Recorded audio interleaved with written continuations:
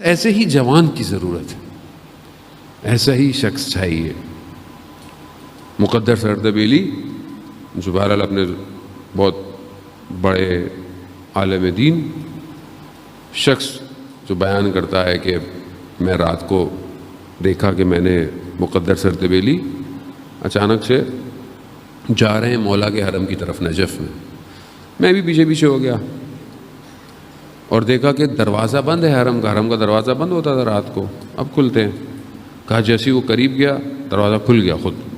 میں دیکھا یہ اندر گئے، کچھ آوازیں آئیں، کچھ باتیں آئیں، باہر آئے۔ پھر میں نے دیکھا کہ یہ گئے مسجد کوفہ کے۔ واقعہ طولانی ہے، میں پہلے پڑھ چکا ہوں کئی دفعہ، میں اس کا کچھ اور حصہ آپ کی خدمت میں آج بیان کرنا ہے۔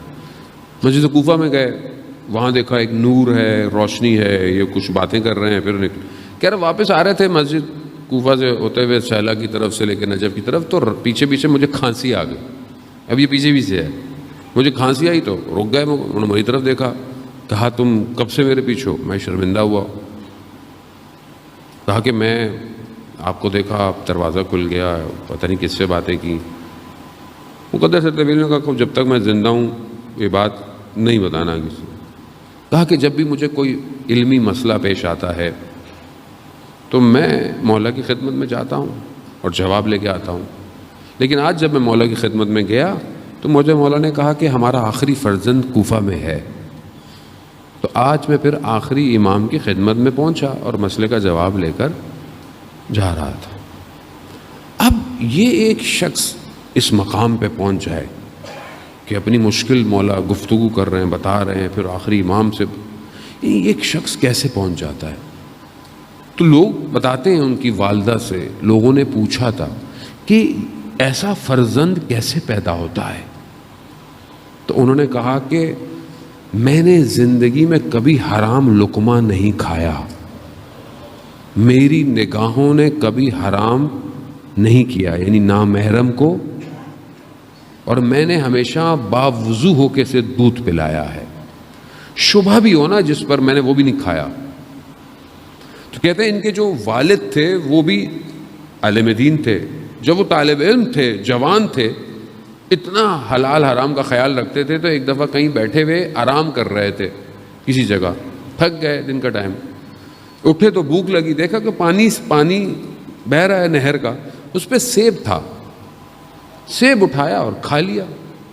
جب کھا لیا تو انہیں احساس ہوا کہ یہ پتہ نہیں کس کا سیب تھا جو بہتا ہوا آ رہا تھا، جب تک اس سے میں حلالیت یعنی اجازت نہیں لوں گا، یہ تو حرام ہے میرے اوپر۔ اس پانی کا پیچھا کرتے رہے کہ پانی آ کہاں سے رہا ہے۔ جاتے جاتے ایک باغ میں پہنچے کہ باغ درخت کے اندر سے یہ پانی سیب کے درخت سے آ رہا۔ اس باغ کے مالک کے پاس گئے، کہا کہ ایسے ایسے سیب آپ کا ہی گرا ہوگا، میں نے کھا لیا، مجھے حلال کر دیجئے۔ اس شخص نے کہا کہ میں ایک شرط پہ حلال کروں گا۔ کہا میری بیٹی سے شادی کرو۔ کہا میری بیٹی جو ہے وہ نہ بول سکتی ہے نہ سن سکتی ہے، گونگی بھی ہے اور بہری بھی ہے، اور اس کا بدن بھی شل ہے، لیکن اتنے حلال کے قائل تھے، انہوں نے اس شرط کو قبول کیا، اس کو قبول کیا۔ جب شادی ہوئی، نکاح ہوا، کمرے میں گئے، جیسے داخل ہوئے تو خاتون نے ان کو سلام کیا، یہ پریشان ہو گئے، یہ تو بول رہی ہے۔ تو والد آئے، کہا یہ تو بول رہی ہے۔ کہتا ہاں، میں دیکھ رہا تھا کہ تم اتنے متقی پرہیزگار ہو، میں تمہارا امتحان لینا چاہتا تھا، لیکن جو میں نے کہا میں نے سچ کہا، جھوٹ نہیں کہا۔ یہ یعنی گونگی، یعنی بولی نہیں، یعنی اس نے کبھی بھی کسی کی غیبت نہیں کی ہے، یہ بہری، اس نے کبھی نامحرم یا کوئی آواز نہیں سنی ہے، اس نے کبھی کسی نامحرم کو نہیں دیکھا ہے، یہ پاک صاف۔ وہ ظاہر ہے پھر اسی بطن سے جو پیدا ہوتے ہیں پھر مقدس سے سردبیلی